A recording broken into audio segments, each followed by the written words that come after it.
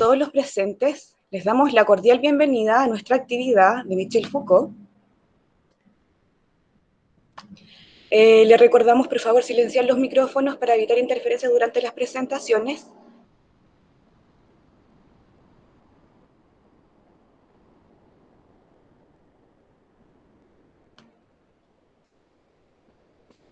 El Núcleo de Investigación Estudiantil en Sistemas Penitenciarios y Subcultura Carcelaria, Cesare Beccaria, NICBE, les da la más cordial bienvenida al presente coloquio denominado Foucault, de la patología a lo cotidiano. Saludamos de forma especialmente afectuosa a todos los alumnos, docentes y autoridades de nuestra casa de estudio, sede central, y de las sedes Chillán, Temuco, Talca y Rancagua.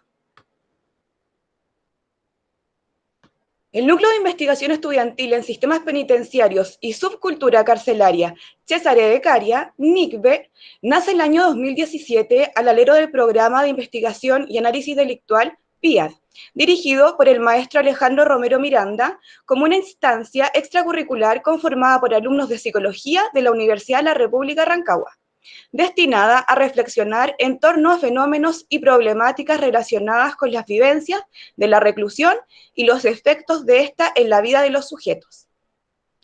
A la fecha, nuestro núcleo de investigación ha desarrollado múltiples actividades, entre las que se cuentan visitas a recintos penitenciarios de Gendarmería de Chile, así como también la organización de conferencias y seminarios en temáticas relacionadas con la reclusión y la seguridad pública.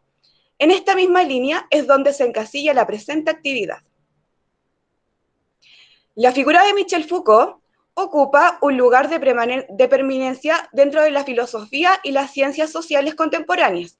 Su nombre, junto a otros pensadores como Jean-Paul Sartre, Jean-François Lyotard, Jacques Derrida, Jean Baudrillard, Gilles Deleuze, Félix Guattari y Pierre Bourdieu, entre otros, son los principales representantes del Mayo francés, constituyendo una de las miradas más innovadoras y críticas de la sociedad del siglo XX y XXI.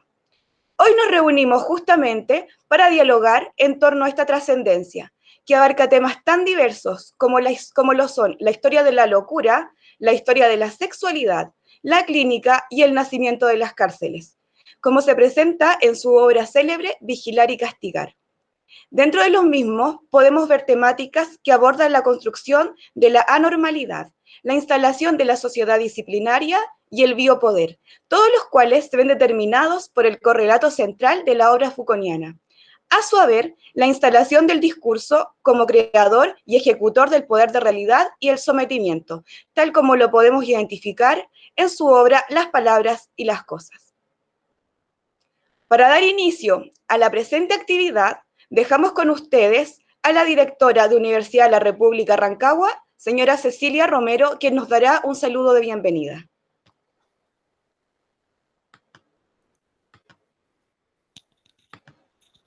Hola, muy buenas tardes, alumnos, alumnas, directivos, docentes y cuerpo académico de psicología de las sedes de nuestra universidad de Chillán, Temuco, Talca, Santiago y Rancagua.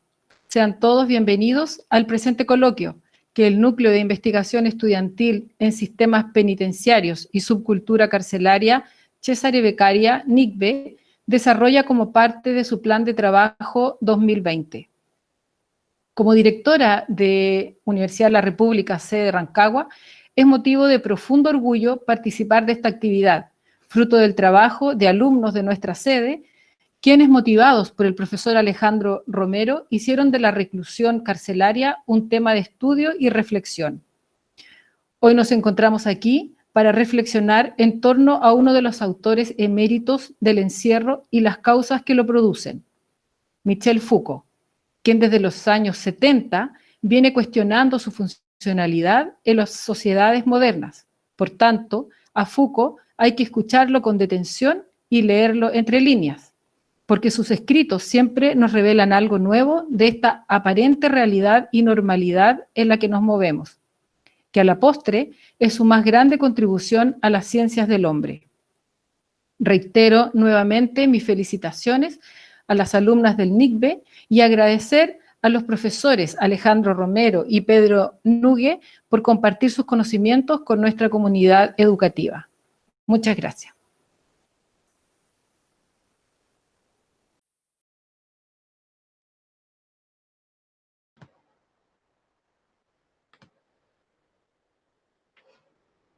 Agradecemos el saludo de nuestra directora de sede, señora Cecilia Romero. A continuación, se dirigirá la jefa de carrera de Psicología, señorita Paula Daza, quien realizará una breve contextualización de la obra de Michel Foucault. Muy buenas tardes, estimados y estimadas estudiantes y cuerpo académico de la carrera de Psicología de las sedes Sulare, Rancagua, Santiago, Talca, Chillán y Temuco. Sean muy bienvenidos y bienvenidas al coloquio Foucault de la patología a lo cotidiano, organizado por el Núcleo de Investigación Estudiantil en Sistemas Penitenciarios y Subcultura Carcelaria Cesárea Vicarie Nixe, el cual es dirigido por el docente y director del programa de investigación y análisis delictual PIA, maestro Alejandro Romero Miranda. Foucault fue un filósofo, sociólogo, historiador, escritor y psicólogo francés, por lo tanto, uno de los grandes pensadores del siglo XX, cuyas ideas generaron gran impacto y ejercieron gran influencia en todo el ambiente cultural francés de los años 60 y 70. Su influencia se mantiene hasta hoy en día. Se convirtió en uno de los principales filósofos de la corriente estructuralista del pensamiento francés, cuya obra es posible dividir en 3 periodos. La primera, donde trabaja los temas de la locura y la civilización, en 1960. Escribió en la Universidad de Uppsala, en Suecia, donde estudia a través de la modificación del concepto de locura y de su oposición con la razón que se establece a partir del siglo XVII. La necesidad que tienen todas las culturas de definir lo que las limita y por lo tanto debe ser excluido. En su segunda etapa, cimentada en torno al escrito Las palabras y las cosas de 1966, que lleva como subtítulo Arqueología de las ciencias humanas, donde plantea que todas las ciencias que tienen como objeto el ser humano son producto de mutaciones históricas que reorganizan el saber anterior, recreando un conjunto epistemológico que define los límites y las condiciones de su desarrollo, es decir, construyen una verdad. Finalmente, su última etapa se inicia con la publicación de Vigilar y Castigar, de 1975, donde se pregunta si el encarcelamiento es un castigo o una forma en que la sociedad ordena y controla a los individuos adiestrando sus cuerpos. De esta manera, Foucault tiene mucho que decir, mucho que aportar en la formación de futuros psicólogos y psicólogas. Su visión crítica y a muy menudo descarnada de la sociedad nos recuerda que es imperativo no abandonar el esfuerzo de pensar desde los márgenes, desde la disidencia, receta que este maestro nos deja como la gran herramienta para mejorar el mundo. De esto nos hablarán hoy nuestros estimados docentes Alejandro Romero y Pedro Nogué. Bienvenidos a nuestro coloquio Foucault de la patología a lo cotidiano. Gracias.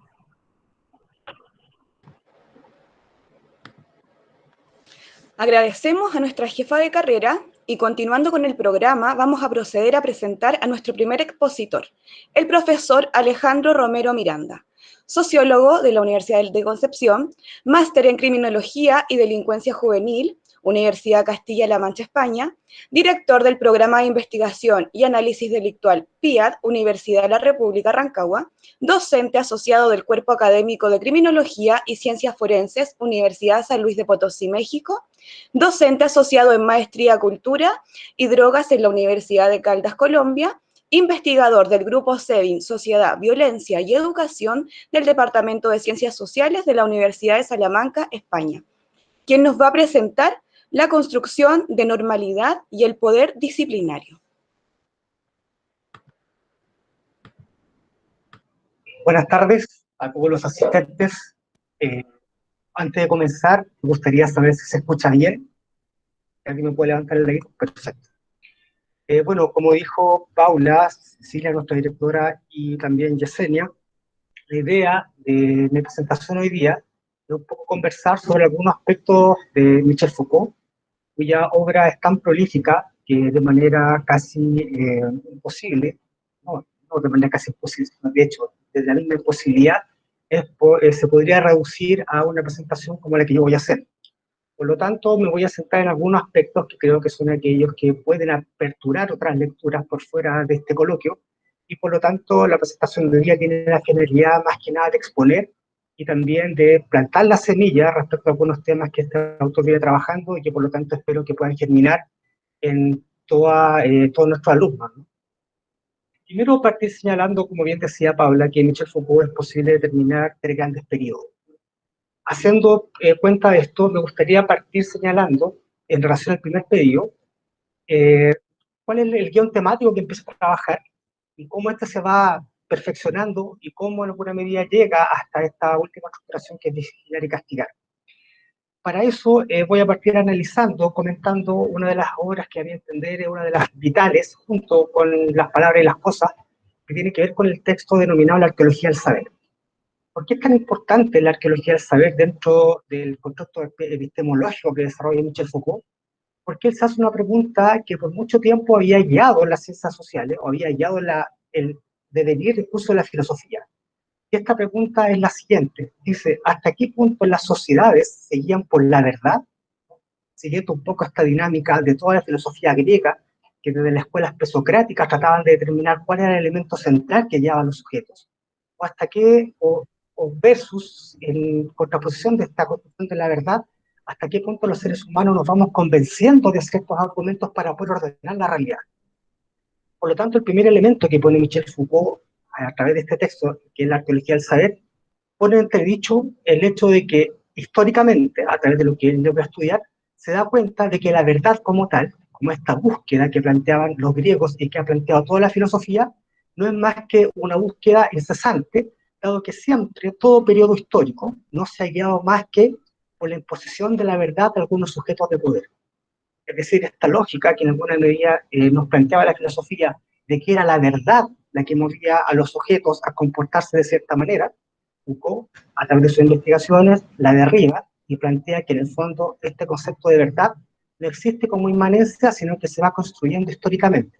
Y que por lo tanto cada periodo de la historia va a tener su propia verdad.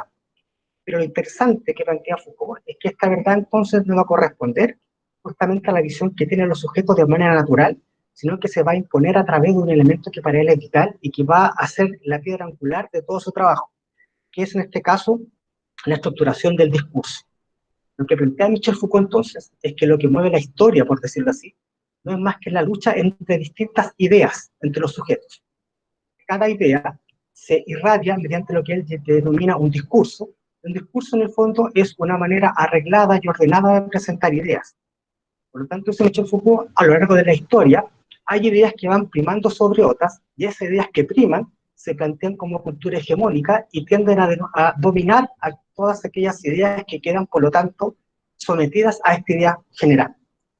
Por lo tanto, cuando Michel Foucault habla de esta lógica de la arqueología del saber, lo que nos plantea en el fondo es que la historia nos demuestra que lo que mueve, al devenir de las historias sociales no es justamente la lucha, como lo planteaba Marx, ¿no? Y aquí viene un poco la crítica que él plantea, que efectivamente lo que genera el movimiento social y lo que genera, por tanto, la historia es la lucha de discursos más que la lucha material. Entonces, a partir de esto, Michel Foucault dice que lo que mueve entonces a la historia es la lucha entre discursos, entre sujetos que luchan por imponer su parecer respecto a las otras visiones. Entonces, a partir de esto, Michel Foucault, de aquí viene la idea del texto, nos lleva a que la única manera de poder dilucidar cuáles son esos elementos que hacen que los objetos se comporten de una manera y no de otra, es a través de lo que él denomina como la arqueología. ¿Qué es lo que la arqueología, dice Michel Foucault? Es el trabajo que realizan los sujetos, mediante el cual se pone a escudriñar la historia, es decir, analizar la historia. Nos vamos a dar cuenta que en cada momento histórico, todo lo que creíamos como verdad no es más que una construcción social. Por lo tanto, como lo vamos a ver después, este concepto de normalidad y anormalidad no nace a partir entonces de una verdad inmanente como la verdad que planteaban los griegos, sino que el concepto de normalidad y anormalidad se va construyendo históricamente según las propias concepciones de los sujetos que están en el poder. A partir de eso, entonces, Michel Foucault dice que esta arqueología es el elemento vital mediante el cual uno se empieza a dar cuenta cómo se van construyendo los discursos. Por eso, a partir de esta idea, él llega a proponer que a lo largo de la historia, lo que está actuando se podría ejemplificar como una genealogía. ¿Y qué es lo que es la genealogía? Para que se hagan como una idea, es como un árbol familiar, donde Michel Foucault se da cuenta que en cierto periodo histórico uno puede empezar a ramificar de dónde viene el poder, y se va a dar cuenta de que siempre una visión del mundo está relacionada con una que precede, o bien con una que contradice a la que antecede. Aquí que llegará a plantear entonces Michel Foucault que el poder siempre ha actuado a lo largo de la historia y que por lo tanto no siempre se ha impuesto mediante la fuerza, sino que la mayor parte de las veces se impone mediante el discurso. Es decir, los sujetos, más que ser gobernados por la fuerza, lo que enseña la historia es que posterior a la fuerza viene otro elemento de colonización que es mucho más importante, que es el discurso. De aquí que podríamos plantear que mientras Humberto Maturana dice que las palabras crean realidad, Michel Foucault dirá entonces que el discurso la refuerza. Es decir, es el discurso probablemente tal el que va a crear las nociones de realidad y por lo tanto las nociones de verdad. De aquí justamente que ya pasando este primer periodo donde trabaja de manera muy sucinta, traduciendo, ¿no?, este día de la arqueología del saber, nos pasamos a lo que podría ser de manera un poco más coloquial diferentes historias que él trabaja, dentro de las cuales me gustaría detenerme en la historia de la locura. ¿Qué plantea Michel Foucault en su relato de la historia de la locura, que fue su tesis doctoral en la Universidad de Sorbonne? Lo que plantea a grandes rasgos dice mucha relación con lo que ya veníamos hablando con antelación. Que la locura, a lo largo de la historia, no es más que un discurso que se ha impuesto, y lo que puede demostrarse es que este discurso ha ido cambiando a lo largo del periodo. Es decir, aquello que se entendía por locura en la época clásica, no necesariamente, y de hecho no lo es, el mismo concepto de locura que se entiende en la época contemporánea. ¿Cuál es el concepto de locura que se manejaba en la época contemporánea, perdón, en la época clásica, dice Michel Foucault? Está muy relacionada con esta lógica de la razón versus el sinsentido. Asumía entonces que el sujeto, entre comillas, normal, era aquel que podía llevar una vida en torno a cómo la llevaba la mayor parte del sujeto. Es decir, la normalidad estaba dada por el comportamiento común. Mientras que el concepto de sin razón hacía alusión a todos aquellos sujetos que se comportaban casi de manera animal, ¿no? Y cuando hablamos de manera animal, estamos diciendo que su conducta no tenía una explicación lógica para el resto de los sujetos que habitaban en ese periodo de la historia. De aquí, por ejemplo, que Michel Foucault plantea algunas imágenes que son icónicas de este periodo, como por ejemplo la figura del bufón.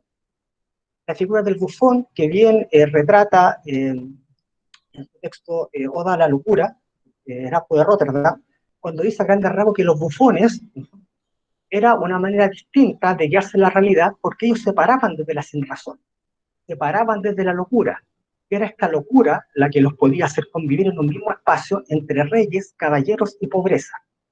De hecho, uno se da cuenta por qué los bufones formaban parte de las cortes de los reyes, dice Michel Foucault, y aquí viene lo central, es porque en la antigüedad, en la época clásica, la locura no era mirada como una normalidad que merecía ser excluida, sino que se podía convivir con la locura.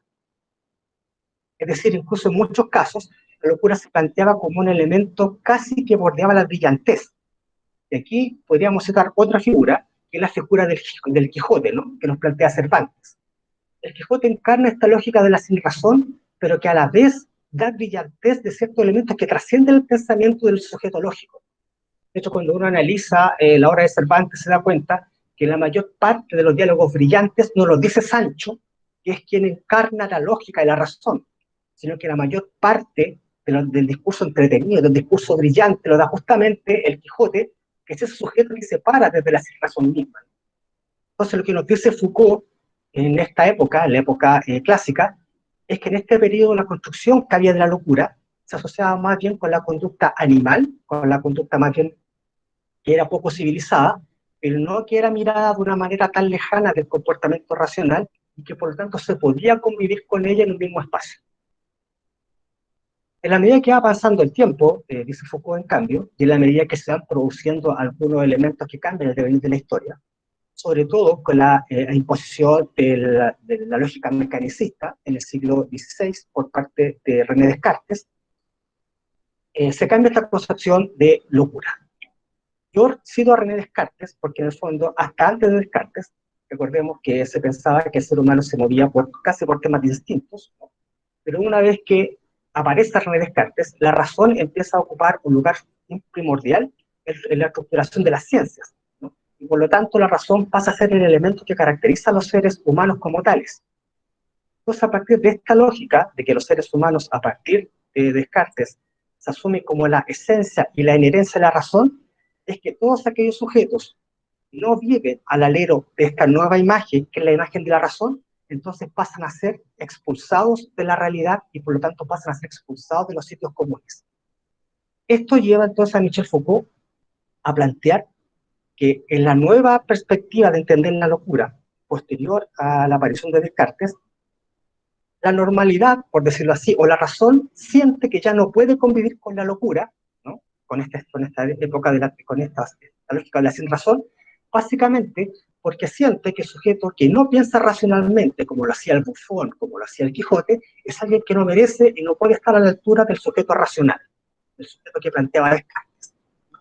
Y sobre todo, porque a partir de los postulados que desarrolla Martín Lutero, se entiende que los seres humanos que no son racionales no pueden cumplir una de las funciones elementales que va a ser la piedra angular de todo el desarrollo, y sobre todo lo que después Michel Foucault va a atacar en Metafísica del Poder, que es la productividad.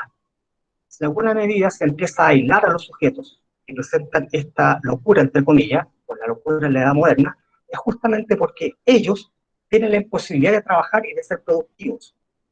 Entonces esto lo que genera en alguna medida la expulsión de esta lógica de la normalidad dentro de la cual antes se podía convivir. Y esto lo lleva finalmente a que Michel Foucault nos hable de lo que en el año 1656, bajo el reinado de Luis XIV, se considera como el gran periodo del encierro. Y lo que es el gran periodo del encierro en la Francia del siglo XVII, hace alusión de que bajo esta lógica de ordenar la realidad y empezar a poder recluir a todos aquellos sujetos que no tenían la lógica de la productividad, dentro de la cual estaban los locos, las prostitutas, los vagabundos y los leprosos, se funda en el año 1653 el Hospital Saint-Pétri en Francia, donde se empiezan a encerrar a todos los tipos, que en alguna medida no caían bajo esta lógica de la normalidad, entendiendo la normalidad como la instancia de poder trabajar y ser productivos. Y es ahí en el Hospital Saint-Pétri donde se empiezan a encarcelar, digamos, a todos estos sujetos, a todos estos locos, que en un primer momento no se encarcelan justamente por pensar distintos, sino que básicamente porque no podían o no querían trabajar. Entonces, a partir de este momento del gran encierro, es que Michel Foucault plantea el nacimiento de la locura moderna. Pero ¿por qué la plantea de esta lógica y no la plantea en la antigüedad? Porque Michel Foucault dice que solamente en la edad moderna aparece una figura trascendental que a la postre va a ser aquella que va a determinar el concepto de normalidad y anormalidad. Y esa figura es el nacimiento de la psiquiatría. Michel Foucault dice que hasta antes de no existiera la psiquiatría no había seguridad cierta, no había un verificador que pudiese entregar quién cumplía los criterios de normalidad y quién no los cumplía. Pero a la medida que se genera este gran encierro, se da la posibilidad de que médicos empiecen a trabajar con estos sujetos que se asumían que eran anormales y se empieza a desarrollar todo lo que va a ser la ciencia de la psiquiatría. Por lo tanto, sin Michel Foucault, lo que hace la psiquiatría es empezar a conformar la realidad, pero justamente a través de ir entendiendo, clasificando qué es lo normal. Por lo tanto, la psiquiatría lo que hace es instaurar la normalidad a partir justamente de cómo se comportaban los sujetos que estaban encerrados. Decía a grandes rasgos lo que es la psiquiatría, que todo sujeto que pretenda ser normal justamente no tiene que ser como aquellos que están encerrados en salpetería. Entonces, a partir de eso se genera esta lógica de que la psiquiatría se transforma, o los psiquiatras se transforman en jueces y partes de aquellos que van a ser encerrados y por lo tanto aquellos que van a ser considerados normales o como anormales. Ahí entonces justamente que Michel Foucault vaya en contra de la psiquiatría y plantee este movimiento antipsiquiátrico, dentro de los cuales uno de los principales precursores fue Cabanis, pero sobre todo que Foucault identifica con dos figuras emblemáticas, una que ella es David Piet y el segundo es David Tuck.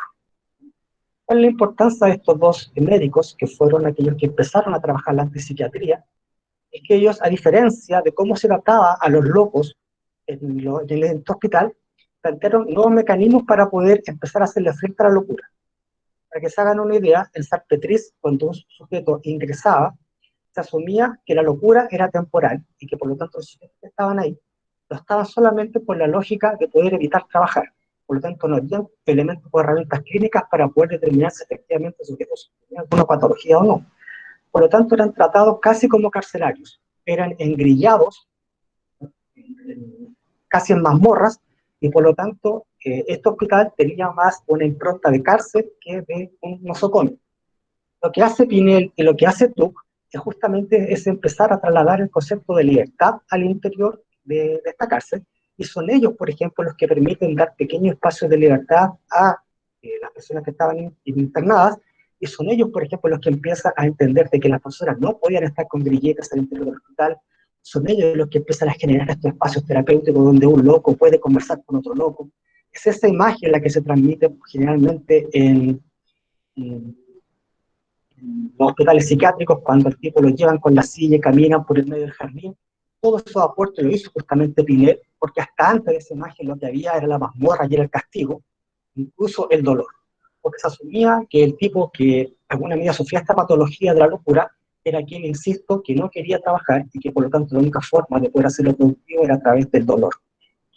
Entonces lo que hace Michel Foucault en esta historia de la locura, y aquí lo ensamblo con lo que habíamos dicho con antelación, es que nos plantea de que lo que en un momento se consideró como verdad, es decir, que la locura se podía convivir con ella, con el tiempo va mutando. Es decir, cada periodo histórico va construyendo su propio discurso en torno a las cosas, que por lo tanto la verdad como tal no existe, sino que lo que existe en alguna medida es la lucha entre diversas formas de ver la realidad, dentro de las cuales una va a terminar privando sobre otra. Entonces, a partir de esto, es que Michel Foucault sigue avanzando y nos lleva hasta su tercera visión, que una vez que ya se produce esta lógica de que la psiquiatría se instaura como la ciencia que va a empezar a determinar qué es lo normal y qué es lo que es anormal, es que se da inicio a lo que va a ser la reclusión como la gran respuesta para poder tratar a todas aquellas personas que presenten conductas distintas. Y dentro de eso estamos hablando, por lo tanto, el nacimiento de la clínica, por donde se van a tratar y se van a encerrar a todos aquellos sujetos que son anormales, es decir, que no caben dentro de este concepto más bien genérico del sujeto que se entiende y se realiza en el trabajo, por un lado. Y también, por otro lado, donde van a ser encarcelados aquellos sujetos que tampoco se identifican con el trabajo y que por lo tanto tratan de vivir mediante el robo.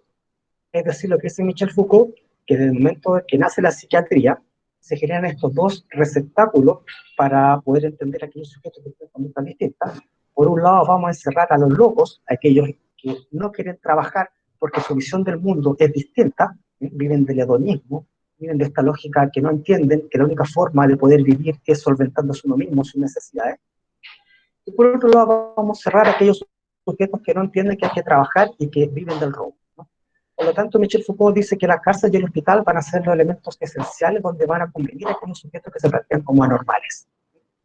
De hecho, gran parte de su trabajo vaya justamente a poder entender el nacimiento de la clínica, también trabaja lo que es la instauración del concepto de normalidad, hasta la retórica de la infamia, y posteriormente en Vigilar y Castigar ya trabaja lo que es el nacimiento de la cárcel. Entonces, a partir de esto, Michel Foucault nos lleva ya a su última, por lo menos lo que quiero tocar hoy día, que es el último concepto, que es el concepto de la sociedad disciplinaria. ¿Qué es lo que plantea Michel Foucault con este concepto? Dice que en la medida que las sociedades van avanzando, sobre todo hacia el capitalismo moderno, esta forma de poder subyugar a los sujetos mediante la fuerza va siendo cambiada por la seducción. Es decir, antiguamente a los anormales, entendiendo a los locos, entendiendo a aquellos sujetos delincuentes, se les encerraba y se les castigaba, es decir, se les trataba de hacer cambiar mediante la fuerza.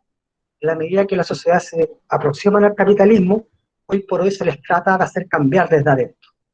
Es decir, el discurso que hoy día prima en la sociedad capitalista apunta a que las personas no cambian por dolor, sino que cambian por la seducción del discurso.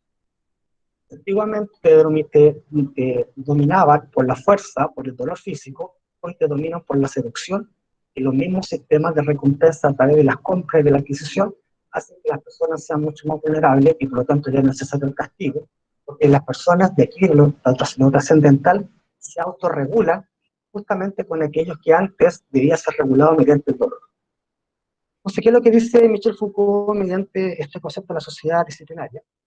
Dice que cuando un discurso trata de imponerse sobre otro, un grupo de sujetos trata de imponer sus ideas y logran imponerlas, automáticamente se generan dos efectos que son muy importantes. El primero es que cuando alguien instaura sus ideas a nivel de cultura hegemónica, automáticamente instala el concepto de normalidad. Es a partir de ese concepto de hegemónica es que van a caber todas las conductas que van a ser aceptadas como normales y cuáles no, en relación de ese discurso. Ya, a la par, también se van a generar todo lo que este autor denomina como los saberes sometidos. ¿Qué son los saberes sometidos? Son todas esas visiones distintas de los hechos, que son anormalizadas, que son patologizadas, justamente para que no puedan competir con la cultura hegemónica. Caso puntual, para que lo veamos de manera mucho más clara, esto podría explicarse con el concepto de la homosexualidad. Tiempo atrás, cuando existía este gran discurso que ponía por un lado que la homosexualidad eran conductas patológicas, versus un discurso que decía que la homosexualidad no tenía que ver con la enfermedad, sino que más bien tenía que ver con limitaciones, el discurso que primó hasta los años 80 era más bien el discurso biomédico, que asumía que todo aquel sujeto que era homosexual era enfermo, y de ahí que la conducta estuviese tipificada en ese cuadro. Por lo tanto, durante ese periodo de la historia se asumía que la verdad, como dice Michel Foucault, la construcción de la verdad apuntaba a que todo homosexual era enfermo. Sin embargo, dice Michel Foucault, en la medida que ese discurso cae y se levanta otro discurso, ese otro discurso impone otra verdad y cambia los criterios de normalidad. Y hoy por hoy, nadie se debería discutir que un homosexual es una persona normal. Ese cambio se debe a que la idea hegemónica que guiaba el discurso de la homosexualidad cambió el discurso crea realidad. Entonces, Michel Foucault lo que está planteando a través de esto, con la sociedad disciplinaria, es que dice que una vez que una idea llega a instalarse como cultura hegemónica, tiende y quiere regular el comportamiento de los sujetos. De manera específica, en la sociedad disciplinaria, dice Michel Foucault, cómo y mediante qué mecanismos se empieza a operar la forma en que los sujetos son adiestrados para poder alinearse con este discurso a través de las instituciones, como cuáles, como la escuela, ¿no? Como la prisión y como los hospitales psiquiátricos. Foucault dice entonces que en estos tres elementos es posible observar cómo los sujetos son adiestrados para comportarse de cierta manera con la finalidad de poder adherir de mejor forma a la cultura hegemónica. De hecho, si uno empieza a analizar qué es lo que une a un escolar con un loco y con un delincuente, lo que une, dice Michel Foucault, es que ninguno de ellos está adheriendo de manera total a la cultura hegemónica, dado que el escolar está estudiando justamente para insertarse productivamente en una sociedad, no ser un sujeto funcional. Al delincuente lo estamos tratando de resocializar para que se inserte nuevamente en esta cultura y pueda vivir del trabajo. Y al loco lo que estamos tratando de hacer es normalizarlo para que pueda vivir también en la sociedad. Entonces, lo que dice Foucault, que estos tres elementos comparten un mismo sentido, que justamente se les trata de hacer calzar dentro de este concepto de normalidad que vendría siendo la cultura hegemónica. Entonces, para esto, dice Michel Foucault, las sociedades disciplinarias van a ser, primero, de la vigilancia y del castigo, como lo trabaja en su texto, los elementos que van a permitir que los sujetos se vayan enreglando o se vayan normalizando. Porque la finalidad de toda sociedad disciplinaria es justamente controlar la productividad de los sujetos. Para la sociedad disciplinaria, ese sujeto que no produce es un sujeto anormal. Y de ahí entonces que Michel Foucault nos va a llevar a esta lógica de que de la sociedad disciplinaria se empieza a desprender un concepto que va a ser uno de los que va a trabajar, que tiene que ver con esta lógica del biopoder o de la biopolítica. ¿Qué es lo que es la biopolítica o el biopoder, según Michel Foucault? Es cuando dice que este discurso hegemónico, que puede ser, que en un momento fue sostenido por figuras de poder, llega un momento en el cual se disemina a lo largo de toda la estructura social, ya prácticamente es imposible determinar de dónde vino ni quién lo sustenta. como decir, si de la noche a la mañana nos empezáramos a preguntar de dónde vienen ciertas ideas, nos damos cuenta que esas ideas con el tiempo dejaron de tener dueño y hoy están en el aire flotando y se mantienen justamente por un peso cultural. De que Michel Foucault, en cierta medida, se le plantee como una teoría estructuralista, ¿no? Porque sus postulados apuntan que gran parte de los discursos con el tiempo van cobrando vida propia y se plantean a nivel de inconsciente colectivo y determinan el comportamiento del sujeto. Para finalizar, quiero hacer un pequeño ejercicio un poco para que quede claro cómo actúa el concepto del biopoder. Hoy por hoy nosotros nos podemos preguntar por qué los sujetos en Chile cuando van al colegio tienen que ir los hombres con pantalón plomo y chaqueta, y por qué las mujeres tenían que ir con jumper. Lo que nos dice Michel Foucault, o a través de las concepciones de Michel Foucault, la respuesta sería la siguiente. Sería, porque en algún momento de la historia, si lo llevamos al caso chileno, durante el periodo bueno, ya se me olvidó, pero en un periodo de la historia, se dijo que como una manera de poder crear criterios de orden, los hombres deberían asistir al colegio vestidos de cierta manera y las mujeres de cierta manera, ¿no? Para crear orden. Es decir, se generó un consenso valorativo que lo que denomina Jean-Claude Lévi-Strauss, pero con el tiempo ese consenso valorativo, ¿no?, fue cobrando vida propia en la medida que fueron pasando las generaciones. Los sujetos dejaron de cuestionarse por qué tenían que ir por uniforme al colegio, y hoy por hoy, cada vez que cuando uno piensa en colegio, automáticamente lo que se le viene a la mente son esas imágenes. Eso es lo que dice Michel Foucault, ¿no? El discurso lo que hace es que, si bien es cierto, en algún momento es detentado por un grupo de sujetos que lo plantean como cultura hegemónica, que ponen ese de la sociedad, con el tiempo, en la medida que vamos dejando de cuestionar las cosas, eso va cobrando vida propia, ¿no? Y pasa a determinar a los sujetos entienden en eso, en ese comportamiento, la verdad, y dejan de cuestionarla.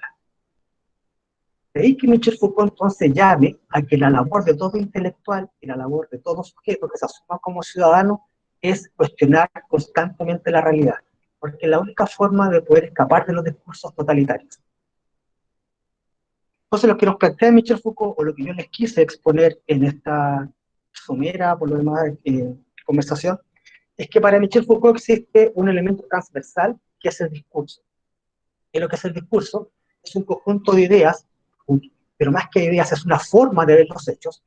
Los sujetos tratan de generar y tratan de imponer sobre el resto de los sujetos para que en el fondo todos puedan ver la realidad como ellos la quieren ver. Lo llevamos hoy día a esta lógica de lo que está pasando en la sociedad. Es como que en algún momento en Chile nos decían: es imposible que exista una educación gratuita de calidad. Y todos estábamos convencidos de que así era, y esa era la verdad. En Chile no podía haber educación gratuita y de calidad porque nos impusieron un discurso, una verdad, que se asumía que las cosas eran así. Sin embargo, a partir de lo que nos plantea Michel Foucault, nos dimos cuenta que justamente ese era un discurso que se había superpuesto sobre otro discurso que se había planteado como cultura hegemónica, pero a través de las movilizaciones se derrocó ese discurso y se puso otro, ese discurso que efectivamente puede haber educación gratuita y de calidad. Entonces la pregunta con la cual empecé esta exposición, la quiero retomar. Y justamente es que Michel Foucault lo que hace, y con lo cual va a pasar a la historia, es que él dice justamente de que los griegos, durante todo el tiempo que estuvieron pensando, y que muchos pensadores contemporáneos trataron de tomar esta idea de que la historia se movía por la búsqueda de la verdad, no es más que una falacia, que a lo largo de la historia siempre ha estado relacionada con el poder y sobre todo con el poder del discurso, que por lo tanto la idea no es más que tratar de determinar de dónde viene ese poder, justamente para poder ponerlo en tela de juicio, y justamente para poder cuestionarlo y cambiarlo. Por lo tanto, a través de lo que hace Michel Foucault con todos sus estudios, desde la historia de la sexualidad, de la historia de la locura, etc., lo que muestra es cómo a lo largo de la historia se han generado distintos discursos en torno al cuerpo, en torno a la locura, en torno a cómo debemos comportarnos, que se nos han hecho ver que esos discursos son la verdad, cuando en la práctica no son más que ciertas formas de ver la realidad que perfectamente pueden ser cambiadas. Bueno, con eso yo estaría terminando mi exposición, y espero que cualquier pregunta que queda la podamos conversar en el periodo del coloquio. Gracias.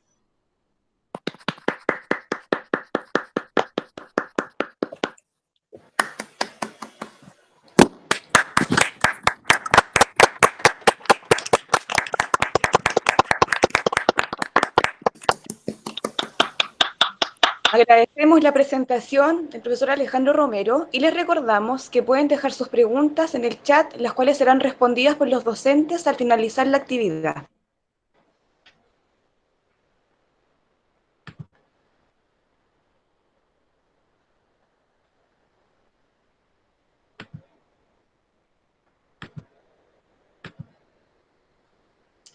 A continuación, dejo con ustedes al profesor Pedro Nugué, psicólogo de la Universidad de la República Oriental de Uruguay, trabajos en centros de encierro con vivencias psicopatológicas, formación en ludopedagogía, trabajos en psicología comunitaria e instituciones de abordaje del comportamiento adictivo, formación en logoterapia, diagnóstico e intervención psicológica, investigación en privación de libertad de mujeres, docente de la Universidad de la República Rancagua, quien abordará la última presentación, desnaturalizando la identidad y la personalidad humana. Bueno, buenas tardes, buenas noches, sí, a todos.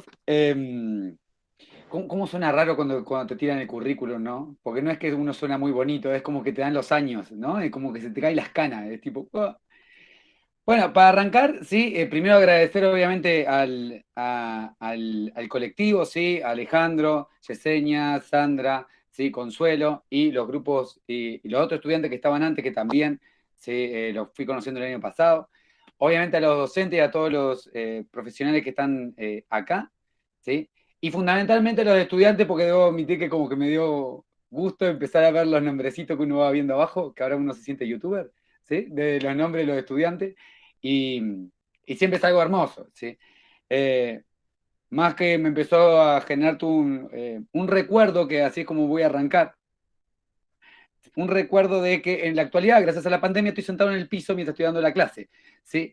Y esto de estar sentado en el piso es algo curioso porque así era mi facultad, ¿sí? Y así fue como muchas veces dábamos los teóricos, que curiosamente es exactamente como daba los teóricos Michel Foucault, ¿sí? Tenemos a un Michel Foucault del tema de la investigación y los libros, donde era muy exquisito en las palabras y en los conceptos, justamente por todo lo que traía el compañero Alejandro, ¿sí? Pero las clases de Foucault tenían ese detalle que él era coloquial para hablar y se llenaban.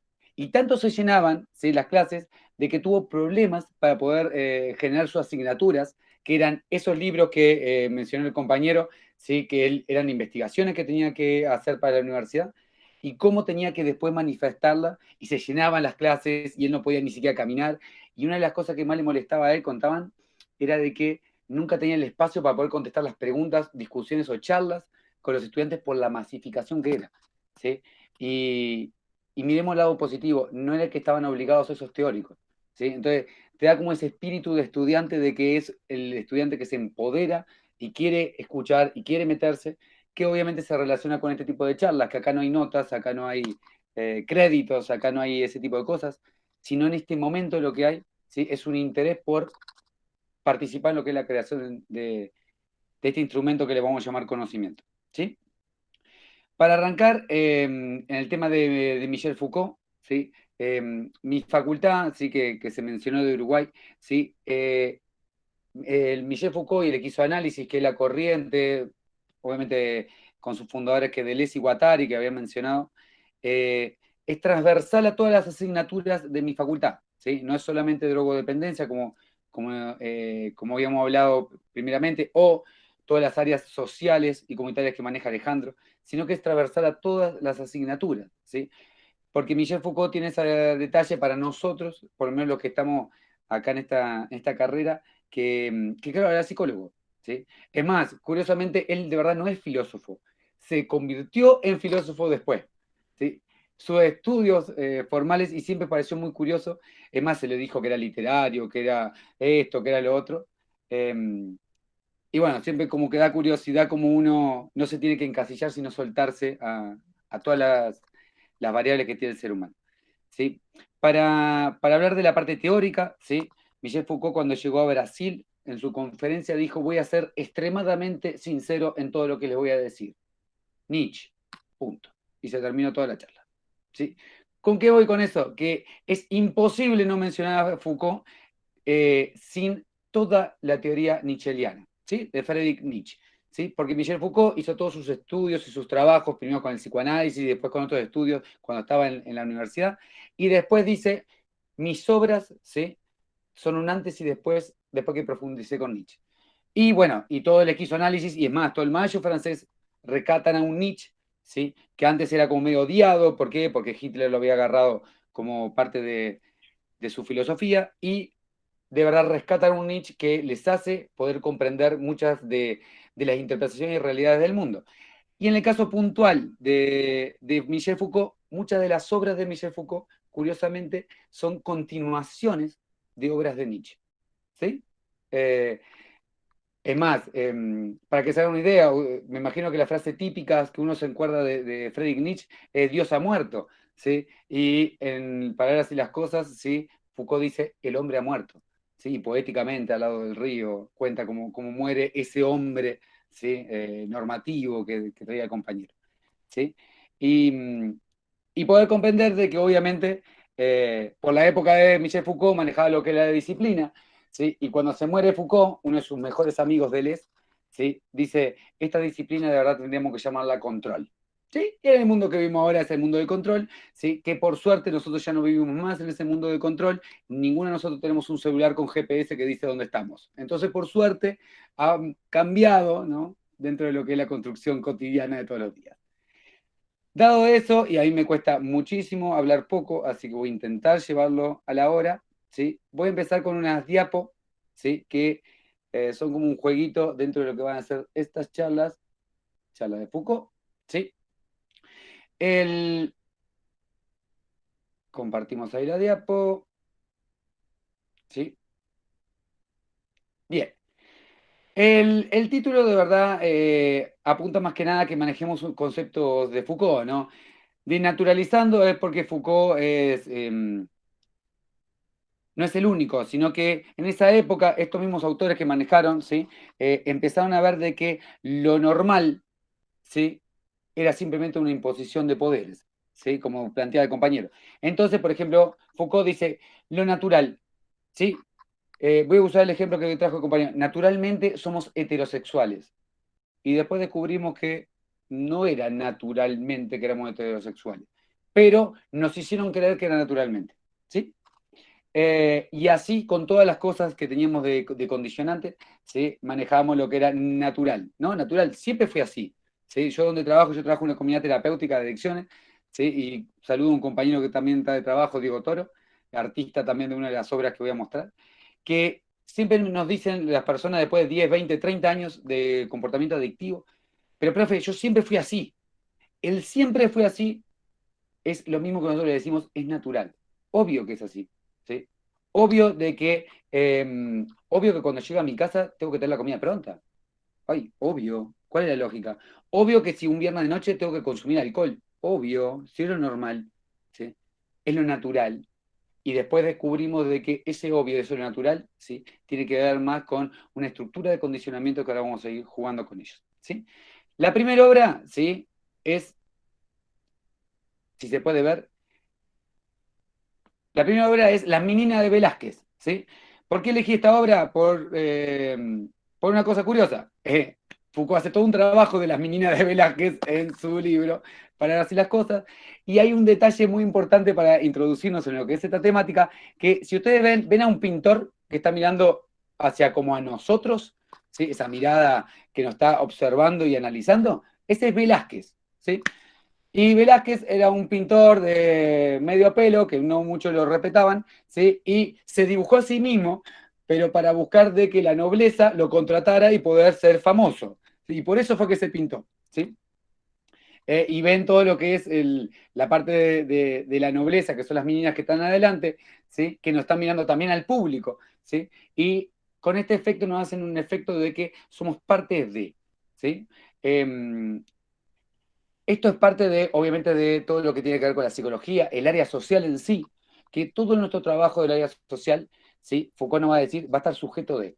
¿sí? Y acá la subjetividad, cuando hablamos de Foucault, ¿sí? La subjetividad tiene que ver con sujeto, literalmente. Imagínense una cuerda o algo atado, ¿sí? Cuando uno dice sujeto, no es como decir sujeto que es el cabrio, la persona o el individuo. No, sujeto viene a decir que es sujeto a algo, ¿sí? Y ese algo, ¿sí? Es toda nuestra historia, nuestra historicidad, perdón. Foucault usa la palabra historicidad, que es una de las herramientas que ahora después le voy a explicar, ¿sí? De todos los valores que vamos acarreando y que no los pensamos y los manejamos por sí solos, ¿sí? Eso estamos sujetos. Y esta sugestión tiene que ver, obviamente, con el poder, ¿sí? Como traía el compañero Alejandro, ¿sí? Foucault dice, el poder no se halla en un lugar, sino que el poder es acción, el poder se ejerce, ¿sí? A diferencia de muchas de las escuelas que nos han enseñado a que el poder está en el Estado, el poder está en el gobierno, el poder está en la iglesia, el poder está, ¿sí? Foucault lo que nos dice es, no, el poder se ejerce, no está, ¿sí? En el ejercicio es que se efectúa, ¿sí? Y obviamente, como decía el compañero, ¿sí? El ejercicio principal de poder es la palabra, ¿sí? Y sí, imaginen de que naturalmente hablamos español y nos damos cuenta de que no es natural, es un aprendizaje. Uno en el código genético no tiene el idioma español ingresado. Y es más, creemos que todos los que hablamos español hablamos lo mismo, y después nos damos cuenta que no. ¿Sí? Que las palabras, depende del país que sea, significan cosas diferentes. Y ahí empezamos con todo el tema. Imaginen la naturalidad de nuestras palabras, que cuando yo llegué a Chile me dijeron algo que era brígido, y cuando le pregunté qué era brígido me respondieron cuático. ¿Sí? O sea, me dieron la respuesta con el mismo, ¿sí? Con el mismo valor cultural y cotidiano de los conceptos, ¿sí? Entonces mi cabeza seguía siendo como, me siento el ignorante más grande del mundo, porque no solamente no entiendo la palabra, sino que tampoco entiendo la explicación, ¿sí? Y curiosamente, así es como nos referimos a las personas, ¿sí? Se dice que las personas son reos, son personas encarceladas, son personas delictuales, son personas, ¿sí? Y son personas, es como que le ponemos la vestimenta y le decimos, bueno, a partir de ahora sos un reo. Conclusión, tenés que vestirte como reo, hablar como reo, actuar como reo, ¿sí? Y no es cualquier cosa eso, ¿sí? De verdad, las instituciones, y ahora donde vamos a ir llegando, ¿sí? Son las que nos condicionan nuestro comportamiento. Para que les haga una idea, ¿sí? Me es muy fácil saber eh, por la cámara quién tiene experiencia en psicología clínica. ¿Saben por qué? Porque una persona cuando está escuchando mucho rato, o está así, o está cansado, o está así, o se agarra así la cabeza, pero el que apoya el mentón es una persona que está acostumbrado, ¿sí? A tener que mantener el foco atencional, ¿sí? Y gestualmente transmitir esa tranquilidad y esa escucha, ¿sí? Y eso tiene que ver con la disciplina con la que estamos profesando, ¿sí? Profesión significa profesar una fe, ¿sí? Por ejemplo, en mi caso, ¿sí? Profeso la fe de la psicología, ¿sí? Y continuamente, por ejemplo, una persona que esté hincada contra la pared, con los pies agachados y mirando hacia los costados apoyado, ¿sí? Es una persona de que seguramente tiene un historial de o privación de libertad para empezar, ¿sí? O ciertos lugares de encierro de violencia. Porque el inclinarse hacia atrás con la pared apoyada es me cuido y estoy observando qué es lo que pasa, ¿sí? Que es una estructura muy paranoide. Y lo curioso, las personas que consumen cualquier derivado de la cocaína y especialmente la pasta base por mucho tiempo, si lo vemos en la calle, lo vamos a ver inclinados contra un lado, fumando y mirando hacia los costados, ¿sí? Porque sí, las instituciones estamos dentro de nuestros comportamientos, continuamente, ¿sí? Y si tenemos dos opciones cuando ejercemos, o nos hacemos lo que la objetividad puede ser absoluta, ¿sí? Y nos sentimos que estamos por fuera de, ¿sí?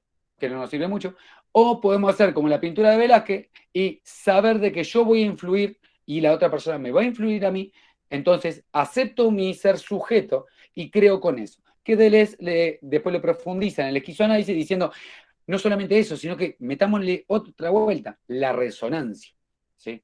Pasamos años y años y años diciendo yo soy empático o no soy empático y nunca pudimos explicar qué significa desde el rol profesional poder tener como esa subjetividad que vimos, elaborarla y devolverla. Y la palabra empático nunca calzaba, porque empatía tiene que ver de verdad con neuronas espejo y relacionamiento emocional. Y ahí Deleuze aparece con esa brillante palabra que es la resonancia, ¿sí? La resonancia es eso que me resuena. Y por eso en psicología devolvemos muchas veces, pero devolvemos problematizando. ¿Qué quiere decir? Mirándole todas las formas que dejemos de hacer algo natural para... y ahora voy a usar otro autor, porque me gusta más la palabra de él, que es Derrida, que ya lo mencionaron, para deconstruir, ¿sí? Algo que está tipo construido, lo partimos y ahora vamos a llegar un poquito más hacia eso. Entonces, cuando estamos dentro de esta perspectiva Foucaultiana, ¿sí? Tenemos que primero entender un detalle fundamental. Y ahora vamos hacia el otro, ¿sí? Este es el Guernica, lo que lo habrán conocido, ¿sí? El Guernica tiene una cosa increíble, hay una canción de Dresler que habla de eso, que es, dice la frase, no hay rojos más intensos que los grises del Guernica.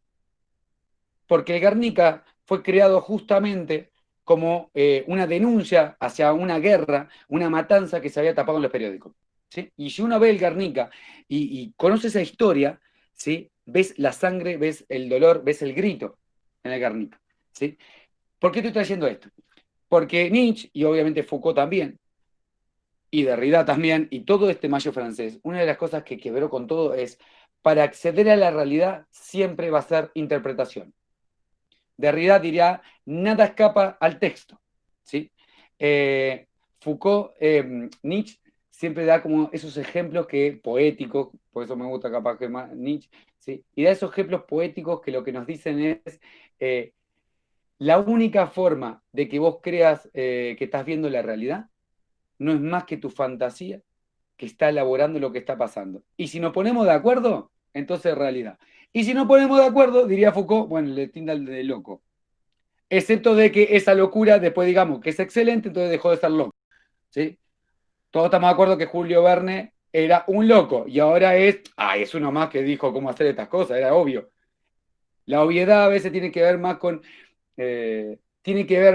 la temporalidad y espacio que con la idea en sí. Entonces, cualquier ejercicio que nosotros hagamos como ser humano, la única forma de acceder a la realidad es una interpretación. Y si nos partimos de esa base, podemos entender de que, claro que puede existir más de un tipo de contenido de la verdad, ¿sí? Un ejercicio que yo uso mucho en mi práctica profesional es decirles, la verdad es absoluta. Y cuando digo la verdad es absoluta, todo el mundo quiere quebrar y enojarse conmigo. Y a lo cual le digo, ¿qué es la verdad? La verdad es un proceso cognitivo que es la confianza que tengo frente a una realidad en un tiempo y en un lugar determinado. Punto, no más que eso. Por eso es que podemos estar discutiendo los dos, teniendo una verdad increíble, y la luchamos a muerte, y capaz que los dos estamos diciendo, yo te digo que es verdad, ¿sí? Y de verdad es porque el contenido es diferente, ¿sí?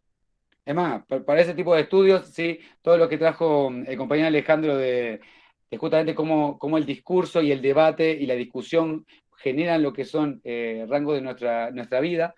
Recomendación, lean 38 estratagemas del arte de tener razón de Arthur Schopenhauer. Es una hermosura de cómo la razón supera cualquier contenido que ustedes crean de verdad, ¿sí? Porque lo que te enseña es a cómo discutir. Y algo raro es, les invito a que agarren ese librito y vean cualquier discusión, desde la prensa, desde el flaco que está en la esquina, a cualquier cosa, y van a ver que entran en los 38 estratagemas. Digo, lo más curioso es que eso de verdad lo escribió Aristóteles 300 años antes de Cristo. Entonces, eso de que somos tan novedosos como que a veces nos van jugando como la cabecita.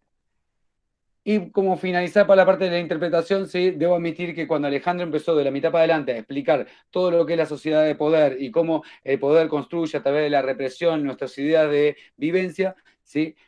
Qué miedo me da el sentido como muy actual, ¿no? Pero eso me lo regalo, es parte mía, y lo único que estaba pensando es en la prensa diciéndome qué es bueno y qué es malo, ¿no? Y cómo lo vamos construyendo continuamente. Ya metiéndonos un poquito más en lo que es la parte de la praxis de psicología, ¿sí? Traje a Da Vinci, porque la psicología, hasta que apareció el esquizoanálisis y todo este mundo loco, los rebeldes, los locos, ¿sí? Se creía que la psicología, tanto sea la corriente cognitiva, la corriente conductista, el psicoanálisis, la Gestalt, todo, ¿sí? Éramos una especie de cosa que podíamos graficar, ponerle nombrecito y decir, bueno, de los 2 años a los 5 años, ¿sí? Tenés el complejo de Edipo. Así que después de los 5 años ya tenés que definir totalmente, ¿sí? Tu sexualidad y aparte tenés que definir totalmente los grados morales que tenés. O sea, a veces con 36 años no sabemos cómo definir un tema moral, pero entre los 3 y los 5 años tenés que resolver todo. Buenísimo. ¿Sí? Entonces, así es como se planteaba la psicología de ese entonces, y es cierto. ¿Sí? En ese entonces tenemos que entender de que teníamos al mismo tiempo teníamos a epistemólogo, ¿sí? Piaget, amigo íntimo de Einstein, ¿sí? Teníamos a Piaget marcando todo, al mismo tiempo teníamos a Vygotsky, al mismo tiempo teníamos, recién se había muerto Freud y andaba por ahí porque vivió un tiempito, ¿sí? Teníamos a todo el conductismo naciendo en Estados Unidos, ¿sí? Teníamos una época donde la psicología de verdad dice, nosotros tenemos que ser ciencia, y ¿cómo tenemos que ser ciencia? Tenemos que normalizar todo, ¿sí? Cuando aparecen los locos, ¿sí? Porque así lo hemos llamado muchas veces, ¿sí? Que son estos que empezaron a cuestionar, primero se creyó de que era un nihilismo, ¿no? Cuestionar todo por cuestionar. Y lo importante de estos locos, ¿sí? Que obviamente la base es nietzscheana, pero volvemos a Foucault, Deleuze y etcétera, es que creen lo que es la voluntad. ¿Sí? El poder de la voluntad. O sea, esto no es deconstruir, no es romper por el simple hecho de decir, destruyo todo y soy brillante. No. Esto es destruir para que la persona pueda construir. ¿Sí? Acá lo que se apunta es que la persona pueda tener, pueda definir quién es, quién quiere ser. ¿Sí? Yo, por ejemplo, en terapias individuales, cuando me dicen, profe, usted me va a manipular y va a cambiar mi esencia y va a dejar de ser, voy a dejar ser quien soy para poder vivir, la respuesta que le digo es, primero, no me es útil manipularte. ¿Por qué no me es útil manipularte? Porque si te manipulo yo y lo consigo, significa que puede venir cualquiera a manipularte. Conclusión, no hemos cambiado nada. ¿Sí? Segunda cosa, ¿sí? El cambiar tu esencia, la única forma es que te ponga un pincho en el ojo, te golpee con un martillo y haga una lobotomía. Antes se hacía, no estoy bromeando, ¿eh? Porque la única forma es quitar todo lo que sería la identidad y la voluntad de la persona. Y en tercer cosa, ya que estoy acá trabajando, vamos a lo más divertido. ¿Y cómo es más divertido? Mi tarea como psicólogo es facilitar que vos podamos en conjunto modificar todas las cosas que no te permiten vivir. El resto de las cosas, encárgate vos. ¿Sí? ¿Por qué? Porque primero, no soy quien. Y acá les voy a traer un detalle bien Foucaultiano que yo lo uso mucho en terapias grupales y en terapias individuales. Y es más, si me querés contar cada problema que tenés, no soy tacho de basura y no puedo dar el perdón porque no soy cura. Conclusión, en terapia, sé vos con tus pros y tus contras, ¿sí? Porque yo con la culpa, y diría Foucault, la culpa que le hace todo un estudio de cómo da su origen dentro de lo que es la hermenéutica y traigo obviamente lo que es el judaísmo, ¿sí? Para explicar lo que es la culpa, qué es lo que se tiene de culpa y cómo la culpa se arma en esa palabra que pedimos el perdón, dar el perdón, ese poder increíble que es un ser humano decirle, te perdono, ¿sí? La RAL de un cantante argentino te diría, la culpa y el perdón existieron para ir, pedir perdón y al otro día estoy todo bien y puedo hacer todo lo mismo, ¿sí? O Derrida te diría, en el momento que yo te estoy pidiendo disculpas, ya no soy la misma persona que cometí el error. Conclusión, sería imposible pedirte disculpas, ¿sí? Entonces, ¿qué es lo que uno trabaja desde una perspectiva Foucaultiana? O mejor dicho, del esquizoanálisis. Lo que vos trabajás es la responsabilidad. Con eso puedo trabajar, ¿sí? Hazte responsable de tus actos, ¿sí? Y aparte, creemos todo un sistema de responsabilidad donde la culpa sea un problema tuyo social, cultural, porque ahí yo no me puedo meter porque soy psicólogo, no cura, pero donde la responsabilidad, ¿sí? Tenga como un punto de partida hacia adelante. Y aparte con ello, podemos entender de que también pueden venir a terapia individual cuando están felices y contentos, porque también es parte de tu vida, ¿sí? No solamente pensemos cuando estamos, cuando nos sentimos tristes y culpables, porque esta sociedad sobrevalora la tristeza increíblemente. Y Foucault diría, desnaturalicemos lo que es la tristeza. Y la tristeza, en serio, la valoramos. Yo he visto gente discutir porque se me murió un gato y el otro dice, no, pero a mí se me murió el perro, no, pero a mí mi gato se lo comió un chancho, no, pero a mí, y empiezan a discutir de quién está más triste. Pero cuando estamos contentos, decimos, ah, hola, estoy feliz, qué bueno. Seguramente te habrá jodido a alguien. Esa mentalidad que tenemos, ¿no? De que no podemos valorar y charlar 8 horas de la alegría. No, sí podemos charlar 8 horas de la tristeza. Y fíjese en nuestra conducta cotidiana. Si alguien está triste, lo llamamos 40 veces. Pero si alguien está contento, decimos, ah, está bien, está contento. No lo reforzamos socialmente. Bueno, al margen. Sigo por el tema del tiempo antes que me mate. Acá vamos a empezar con una obra y les quiero mostrar lo que es una terapia individual, ¿sí? Esta obra del compañero Diego Toro, sí, Rancagüino, ¿sí? Quiero que le presten un poquito de atención a esta obra, ¿sí? Y lo vamos a ver desde unos lentes, los constructos, diría George Kelly, ¿sí? De cómo se vería desde una obra Foucaultiana lo que es una terapia individual. Por ejemplo, esto es un clásico gesto que uno encuentra en terapia, sí, encuentra en terapia, ¿sí? Continuamente. Entonces, uno puede simplemente mirar el gesto y quedarse con el contenido. ¿Qué es el contenido? El contenido es lo que me diga la persona, ¿sí? Ahora, ya Paul Ekman no hizo toda una investigación diciendo que el 70-80% de nuestro lenguaje es no verbal, ¿sí? Lo cual ya nos está diciendo de que la palabra que crea tiene que ver más con el cuando le hacemos símbolo que cuando le hacemos signo. Le voy a explicar esto al margen, que esto es un trabajo Foucaultiano, ¿sí? Que yo lo uso mucho en terapia grupal. La persona que, por ejemplo, vive con adicción durante mucho tiempo, quiere decir de que manipulan y mienten continuamente, pierden el símbolo de la palabra. Y la palabra solamente se convierte en signo. ¿Qué quiere decir? Quiere decir de que un celular es un celular, ¿sí? El termo es un termo, para la persona que lo maneja como signo.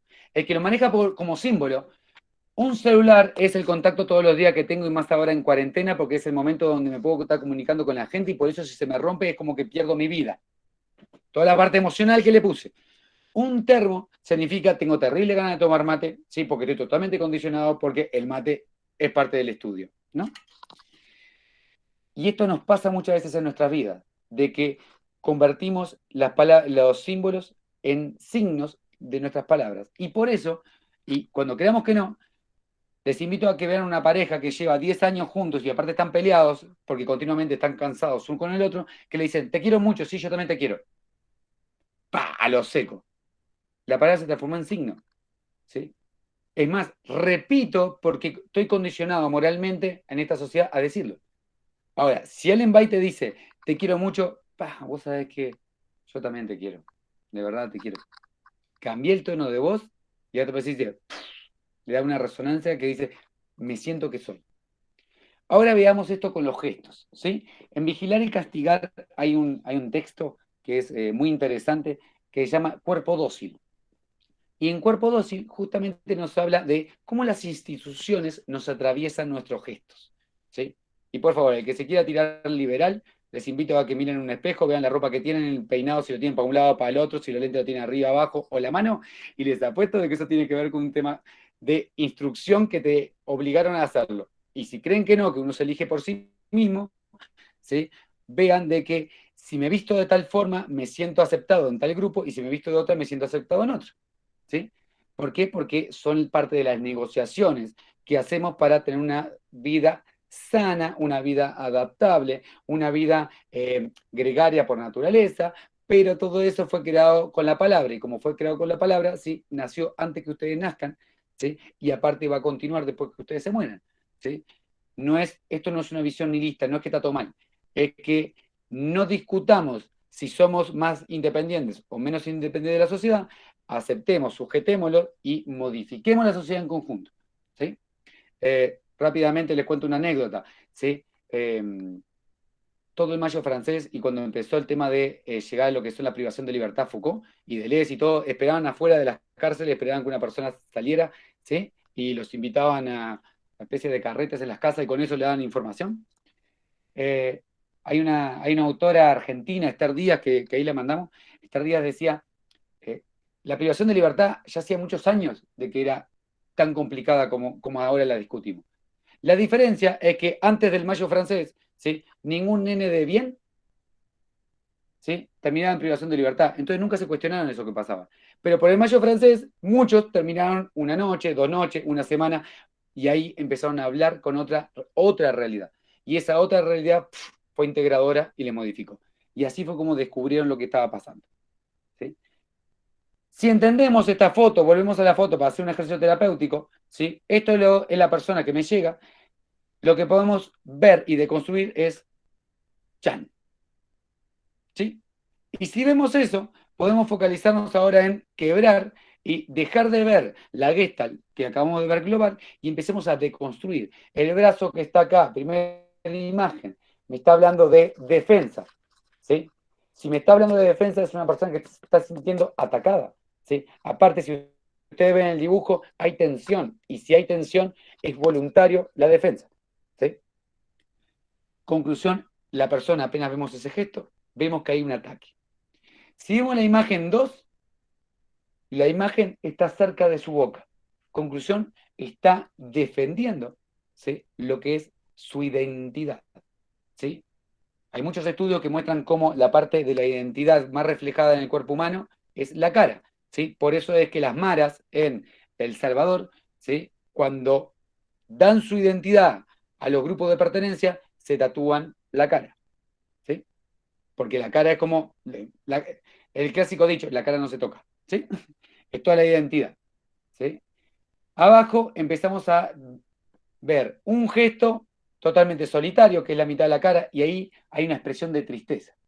Contradictorio lo que es defenderme con la tristeza. Conclusión, acá hay una desilusión. No solamente hay una defensa, sino que me defiendo y aparte hay una desilusión en lo que le está pasando a esta mujer, ¿sí? Y por último, vemos cómo se acerca la mano al rostro, ¿sí? Y ahí vemos que esa desilusión ya podemos empezar a interpretarla, que tiene que ver con cómo se siente con alguien que le importa mucho. No es una desilusión con cualquier persona, es una desilusión con alguien que de verdad lo motivaba emocionalmente, ¿sí? Eso sería la deconstrucción de lo que es la imagen de lo que estamos trabajando en terapia. Esto es una terapia esquizoanalítica.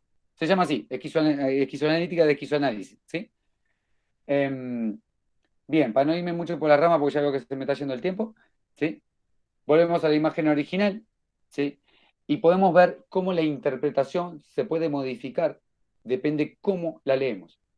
Entonces, la invitación por eso Foucault puede ser transversal a cualquier disciplina, porque Foucault lo que nos invita es acordémonos que todo es interpretación. Conclusión, se puede deconstruir, pero nunca nos olvidemos que la desconstrucción tiene que apuntar a lo que Nietzsche diría al devenir. Tiene que apuntar a que nosotros somos parte de un mundo que de verdad tiene que construir para que otro desconstruya cuando no estemos. Ahí cerramos la imagen y muchas gracias.